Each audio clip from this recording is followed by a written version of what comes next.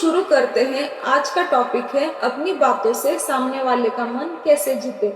आप सब लोगों को तो ये बात पता है कि किसी भी नई चीज की शुरुआत हमको खुद से करनी चाहिए। सबसे पहले मैं आपको बताऊंगी कि हमको खुद में कौन कौन से बदलाव लाने हैं।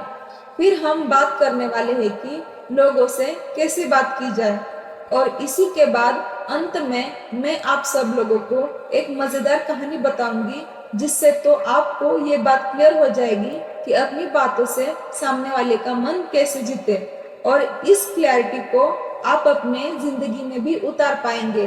तो चलिए इस सफर को शुरू करते हैं। तो पहला पॉइंट ये है कि नजरिया, हमारा नजरिया कैसा होना चाहिए। जब भी हम सामने वाले इंसान से बात करने लगते हैं, तब वो इंसान क्या कमाता है, उसके पास क्या क्या है, कौन कौन सा यूज करता है, उसके बजाय ये सब बातें छोड़कर इंसानियत के नाते बात शुरू करनी चाहिए। सामने वाला इंसान को खुद के जितनी अहमियत देनी चाहिए। लोगों को उन लोगों के साथ बातें करनी अच्छी लगती है जो उनको जज नहीं करता हो, जो खुद से सामने वाले को नीचा न समझता हो। अगर हमने बढ़ावे के लिए सामने वाले को पैसा, गाड़ी, फोन, ये सब चीजें दिखा भी दी, तभी सामने वाला इंसान कुछ देर के लिए इम्प्रेस तो होगा, पर वो हमेशा के लिए आपके साथ नहीं रहेगा। जैसे कि मान लीजिए एक बहुत ही खूबसूरत लड़की है, उसने अच्छे कपड़े पहने हो, अच्छी गाड़ी से उतरी हो, अगर दूसरी लड़की उसके पास कुछ पूछने के लिए जाएगी, तो जैसे ही उस लड़के का मुंह खुलेगा, उसकी एटीट्यूड से, उसके बात करने के तरीके से ये पता चलेगा कि वो इंसान कैसी है। उस पर निर्भर करेगा कि वो दोस्त बनाने के लायक है या नहीं, भले वो कितनी भी अट्रैक्टिव दिखे। ये तो बात हुई कि हमारा नजरिया कैसा होना चाहिए। दूसरा पॉइंट ये है कि सामने वाले इंसान से कैसी बात करनी है। ऐसा नहीं करना चाहिए हमको कि जो मुंह में आया बोल दिया। हमको हर चीज सोचना है कि ये बात बोलना सही है या नहीं। अगर बात महत्वपूर्ण है तो बोलनी चाहिए, और हमको कम समय में जितनी महत्वपूर्ण बात हम कर सकते हैं उतना अच्छा है। अगर हम महत्वपूर्ण बातें भी करें और ज्यादातर ऐसी बातें करें जिसका कोई सेंस ही नहीं हो, तो सामने वाला इंसान ऐसा दिखाएगा कि वो हमारी बातें सुन रहा है, पर वो सुनेगा नहीं, उसका ध्यान वहां से हट जाएगा। इसके लिए हम खुद का ही उदाहरण ले सकते हैं। जैसे कि मानो एक इंसान हमसे बहुत देर से बात कर रहा है, कुछ देर बाद उसकी बातें तो कान पर पड़ती है, पर दिमाग तक नहीं जाती। सिर्फ उस इंसान के वो होठ हिलते हुए हमको दिखते हैं, और उसकी बातों पर हमारा ध्यान नहीं होता। इसका मतलब कि हम अगर महत्वपूर्ण बात करें तो ही हम उस बात को पूर्ण ध्यान से सुनते हैं, नहीं तो हमारा फोकस वहां से हट जाता है।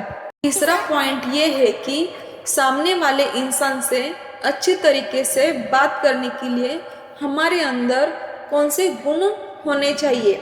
अगर हम किसी भी इंसान से बात कर रहे हैं तो पूरी ईमानदारी से बोलना चाहिए। जो भी हम बोल रहे हैं खुद के फायदे के लिए, किसी का भी नुकसान हमको नहीं करना है। और हमको खुद को भी इतना समझदार बनना है कि अगर सामने वाला इंसान हमको खुद के फायदे के लिए गलत सलाह भी दे रहा हो तो हम उसकी बातों में ना आए। जैसे कि हमको ये बात पता है कि हमारे ज़्यादातर दोस्त बचपन में ही पक्के दोस्त हो जाते हैं। सारे नहीं, पर कुछ जो अभी भी हमारे साथ है, क्योंकि हम बचपन से ही साथ में खेलते हैं, गलतियाँ करते हैं, एक दूसरे की गलतियाँ छुपाते हैं, लेकिन कभी किसी को जज नहीं करते। इसलिए हम अभी भी वैसे कर सकते हैं, अभी भी हम अच्छे दोस्त बना सकते हैं अगर हम किसी को जज ना करें, जो जैसा है हम उसको वैसा स्वीकार करें। लेकिन हाँ, सारे लोग एक जैसे नहीं होते। किसी से हम बात करने जाएं तो वो कुछ लोग ऐसे भी हो सकते हैं जो एटीट्यूड दिखा दे, बात करने में ये दिखाएंगे कि उनको हमारे साथ बात करने में कोई दिलचस्पी नहीं है। वैसे लोग ज्यादातर किसी के साथ नहीं घुल मिलते। जितने उनके एक आध दो दोस्त होते हैं वो उन्हीं के साथ रहते हैं। पर यहाँ पर हमको ये चीज समझनी होगी कि हमको ऐसे लोगों के साथ दोस्ती करनी है या नहीं, कौन से लोगों से बात करनी है, ये पूर्णतः हमारा निर्णय है, क्योंकि संगति का असर हमारे जीवन पर पड़ता है। चौथा पॉइंट ये है कि हमको खुद की रिस्पेक्ट करनी है। हमको खुद की आदतें पता होनी चाहिए कि हम कैसे हैं। सबसे पहले हमको खुद की कीमत करनी आनी चाहिए, खुद की रिस्पेक्ट हमको करनी आनी चाहिए और स्वाभिमान से जीना आना चाहिए। जो खुद की कीमत जानते हैं वही स्वाभिमान से जीते हैं। जो खुद की कीमत नहीं जानते उसको सामने वाला इंसान लालच देके कुछ भी करवा सकता है। अगर हमारे अंदर स्वाभिमान होगा तो हम सामने वाले इंसान को मना कर देंगे, उसी वक्त रोक देंगे जहाँ पर हमारा नुकसान हो रहा हो और वही काम करेंगे जो हमारा स्वाभिमान बढ़ाता हो। मेहनत से, ईमानदारी से और आगे बढ़ेंगे।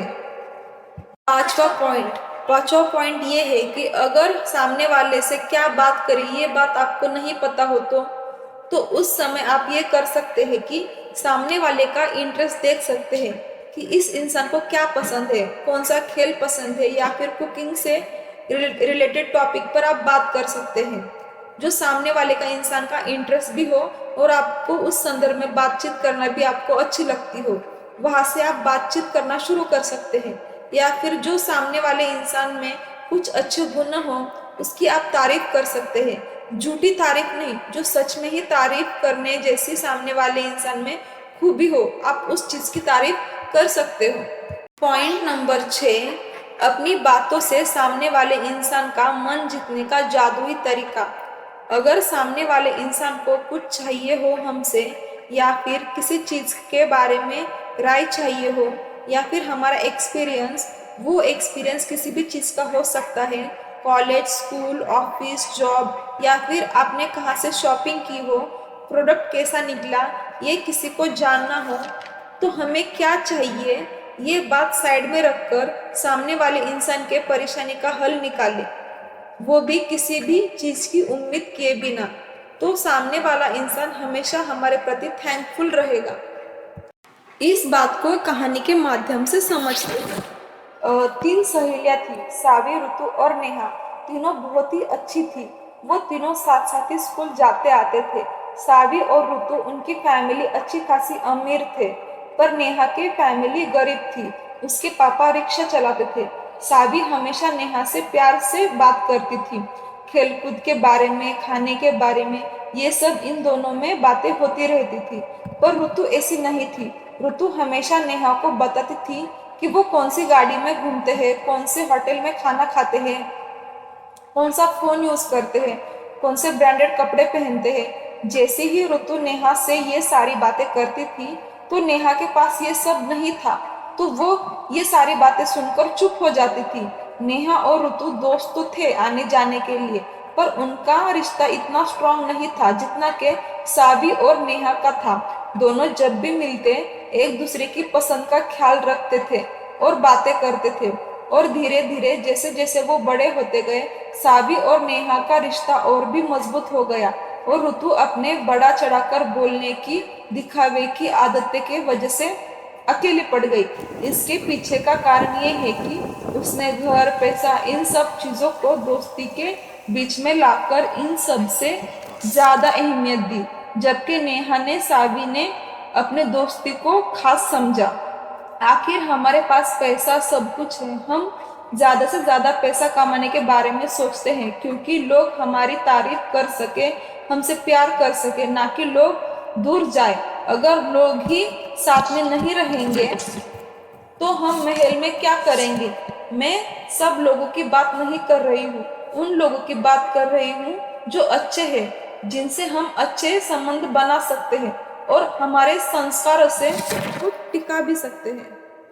इस कहानी से हमें ये सीख मिलती है कि अगर हम हमारे पास जो कुछ भी है, पैसा, जमीन, जायदाद, इस सब को साइड में रख कर अगर इंसानियत को अहमियत दे, तो सामने वाले के गुण को देखे, उसका व्यवहार देखे, तो हम ऐसे इंसान बन सकते हैं जो सब लोगों को चाहेंगे कि हम उनके आजू बाजू रहे, उनकी खुशी में, गम में हम हमेशा उनके साथ रहे। चाहेंगे ऐसा इंसान उनको छोड़कर कभी भी ना जाए, जिस पर वो अपनी आंखें बंद कर कर विश्वास करते हो। उन लोगों को पता होगा कि ये इंसान हमारे साथ कभी भी गलत नहीं होने देगा, हम आंखें बंद कर कर भी इस आदमी पर विश्वास कर सकते हैं। और मुझे ऐसा लगता है अगर इस पूरी दुनिया में एक भी ऐसा इंसान है जो हम पर आंखें बंद करके विश्वास करता हो, तो इससे बड़ी कोई चीज नहीं है पूरी दुनिया में। ये इंसानियत के दुनिया में सबसे बड़ी अमीरी है। अगर हम ये सब चीजें फॉलो करेंगे, एक सच्चा इंसान होना, खुद के खुशी के लिए दूसरों को गलत सलाह न देना, तो हम ऐसे सामने वाले का मन भी जीत पाएंगे और पूरी जिंदगी भर उस इंसान से जुड़े भी रहेंगे। धन्यवाद। मैं आप सबकी दोस्त चूज टू क्लैरिटी चैनल के माध्यम से आप सबकी जिंदगी में क्लैरिटी लाने की उम्मीद करती हूँ।